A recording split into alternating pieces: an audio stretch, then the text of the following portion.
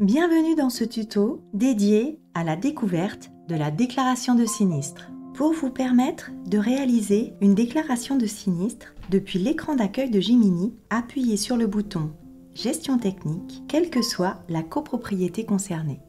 En haut à gauche, vous devez remplir le numéro de cabinet et le numéro de syndicat. Si vous ne les connaissez pas, vous pouvez sélectionner dans la zone le F4 ou un clic droit pour vous permettre d'avoir accès au listing des copropriétés. Une fois sélectionné, un lien concernant cette copropriété apparaîtra. Vous pourrez d'un clic aller sur la fiche syndicat. Le bouton Retour situé en bas à droite vous permettra de revenir sur l'interface précédente. Une fois la copropriété choisie, vous devez aller dans le menu sélectionner Sinistre, ce qui vous donne accès à plusieurs possibilités. Une déclaration de sinistre, le sinistre des suivis par immeuble, l'immeuble que vous avez sélectionné et le récapitulatif des sinistres. Si vous n'aviez pas enregistré tout de suite le numéro de cabinet et le numéro de la copropriété, vous auriez accès au bouton Suivi des sinistres pour tous les immeubles. Nous allons pour commencer nous intéresser à la déclaration de sinistre. Si vous vous êtes trompé dans la copropriété, il est encore temps d'intervenir. Vous pouvez appeler une autre copropriété. Un nouveau lien est là qui vous permettra d'aller directement sur la fiche technique de l'immeuble sélectionné. Le bouton Fermer en bas à gauche vous permettra de revenir sur l'interface précédente. La déclaration de sinistre reprend par défaut la date du jour, mais il est possible, si vous le souhaitez, de la modifier. La saisie reste libre. De même pour le type d'assurance, il est proposé l'assurance multirisque, mais grâce à ce menu déroulant, vous allez pouvoir modifier et choisir l'assurance dont vous avez besoin pour cette déclaration. Le numéro de dossier assurance sera à compléter lorsque vous aurez le retour de votre assurance et de cette déclaration. Le numéro de dossier, quant à lui, sera complété lorsque vous validerez cette déclaration de sinistre. C'est Jiminy qui vous proposera le numéro. Pour compléter l'intervenant, rendez-vous dans cette zone. Faites un clic droit ou F4 pour obtenir la liste des assurances multirisques enregistrées sur cette copropriété. Sélectionnez celui qui vous convient et double-cliquez pour rapatrier les informations le concernant.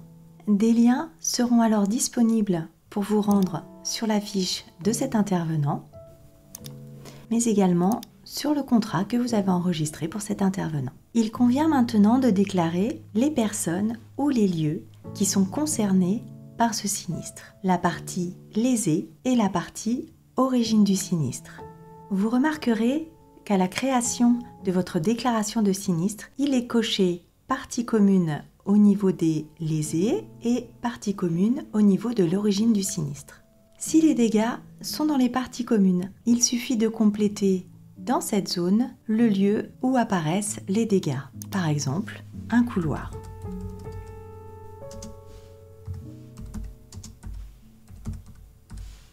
Si la partie lésée est dans l'appartement d'un copropriétaire, il convient de cocher copropriétaire. Cette zone vous permettra, grâce au F4 ou au clic droit, d'avoir accès au listing complet de vos copropriétaires. Il conviendra de sélectionner la partie lésée, double-cliquer pour rapatrier l'ensemble de ces coordonnées.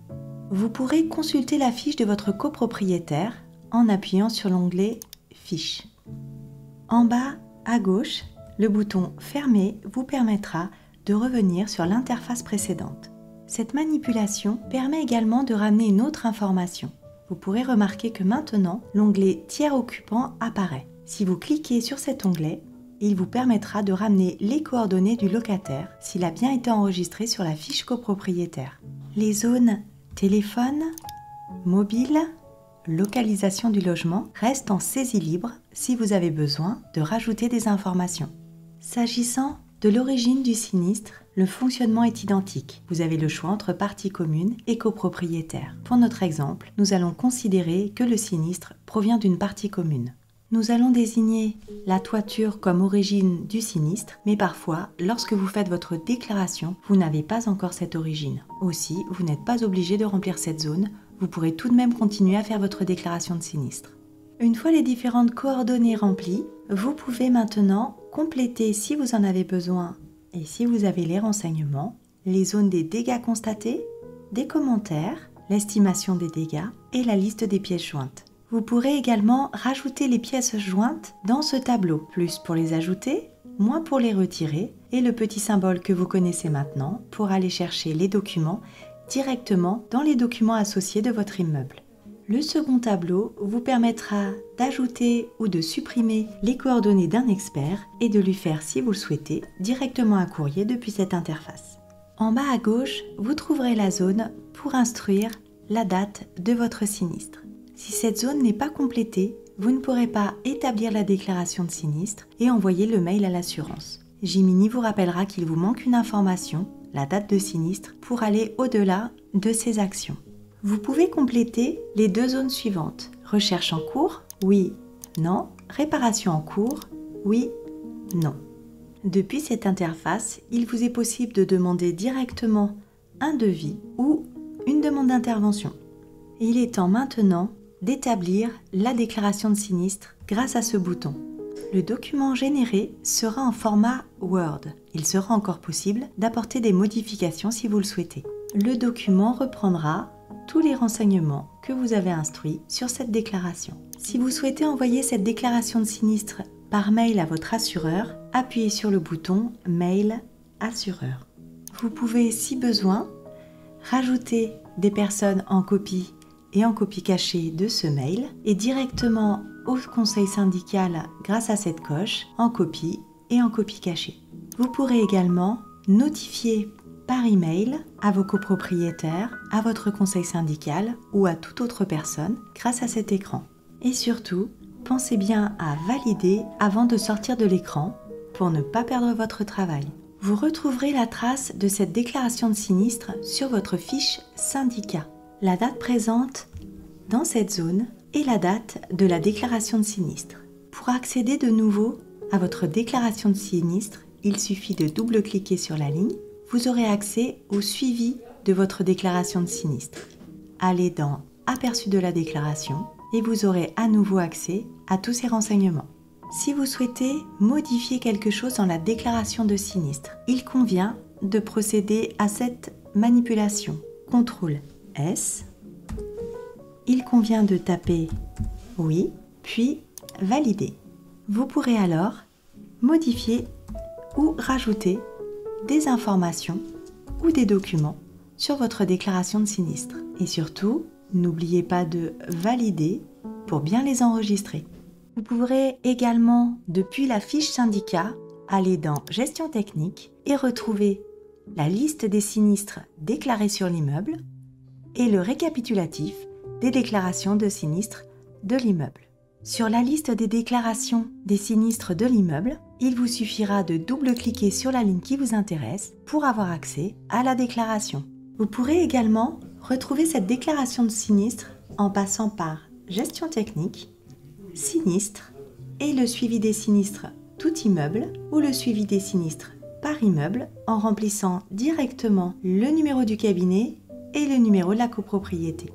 Vous pouvez également pour votre recherche utiliser les filtres responsable, comptable ou assistant. Votre déclaration de sinistre est maintenant réalisée, envoyée à votre assureur. Vous savez comment la consulter? Nous allons maintenant voir comment suivre ce sinistre. Depuis la fiche syndicat, rendez-vous sur la ligne de votre sinistre et double-cliquez pour l'ouvrir. Comme vu précédemment, vous retrouvez ici le lien pour aller sur votre déclaration de sinistre. Vous retrouverez dans cette zone quelques informations concernant la déclaration de sinistre, les dégâts constatés et les personnes concernées par ce sinistre, copropriétaires ou parties communes. Vous pourrez, si besoin, sans rentrer dans la déclaration de sinistre, faire une demande de devis ou une demande d'intervention. En bas, à droite, vous retrouverez le statut de votre sinistre. Il est actuellement en cours, mais vous pouvez, grâce à ce menu déroulant, modifier son statut. Pour enregistrer un suivi, commencez par enregistrer la date de ce suivi. Continuez à compléter la zone d'action engagée en saisie libre, de même que le temps à exprimer en minutes. À chaque fois que vous allez rajouter une ligne et un temps, le total se fera automatiquement en bas à droite, en minutes. Cette indication pourra vous être utile si vous décidez de saisir des frais pour la copropriété ou pour le copropriétaire. Vous aurez ainsi le récapitulatif du temps passé. Si vous avez effectué une demande d'intervention depuis cette interface, elle apparaîtra automatiquement dans votre suivi avec la date de la demande d'intervention. Vous pourrez compléter si besoin le temps. Pour chaque ligne de suivi, il vous suffit de la sélectionner, un clic droit et vous pouvez, si vous en avez besoin, scanner et associer un document à ce suivi. Associer un document déjà existant, puis visualiser le document si besoin une fois qu'il a été enregistré et bien sûr le supprimer. Une fois le document associé, la ligne de votre suivi change de couleur. À l'association, vous avez choisi un dossier pour ranger ce document. Si vous souhaitez le voir apparaître sur cet écran, il vous faut effectuer un clic droit et visualiser le document. La demande d'intervention a également une couleur différente car elle a généré un document qui s'est rangé directement dans vos documents associés. Et grâce à la manipulation indiquée, clic droit, visualisez le document, la demande d'intervention apparaît à l'écran depuis cette interface. Vous pouvez à tout moment, grâce à ce bouton, générer un fichier Excel ou Word par exemple, reprenant l'ensemble des indications de ce tableau. Vous pouvez également établir un suivi différent grâce à ce bouton. Le document généré est un Word qui reprend l'ensemble des informations de la déclaration de sinistre, de même que les actions que vous avez mises en place. Une fois votre suivi terminé, n'oubliez pas de valider pour ne pas perdre votre travail. La demande d'intervention réalisée depuis le suivi des sinistres s'incrémente dans votre tableau de votre fiche syndicat. Vous pouvez, tout comme pour les autres demandes d'intervention, double-cliquer pour revenir sur la demande et réaliser des relances si besoin, transformer en devis ou bien abandonner. Vous retrouverez toutes les possibilités concernant les demandes d'intervention sur notre tuto ou sur notre support papier. Il existe une autre possibilité pour faire le suivi de votre déclaration de sinistre. Pour ce faire, vous avez à disposition le bouton « Créer dossier ». Cette action vous amènera sur cette interface. À partir de ce moment, en plus de pouvoir consulter votre dossier depuis la fiche syndicat, vous pourrez consulter ce dossier en passant par le module « Gestion des dossiers ». Pour accéder au module de gestion des dossiers, vous devez partir de votre écran d'accueil et en bas à droite, vous retrouvez le bouton « Gestion des dossiers ». Ce module permet de gérer le suivi des sinistres, mais également des travaux ou tout autre dossier reprenant plusieurs documents ou intervenants. De ce fait, nous avons choisi de réaliser un tuto à part pour la gestion des dossiers. À vous de voir ce qui vous convient le mieux pour suivre vos sinistres. À bientôt sur nos tutos!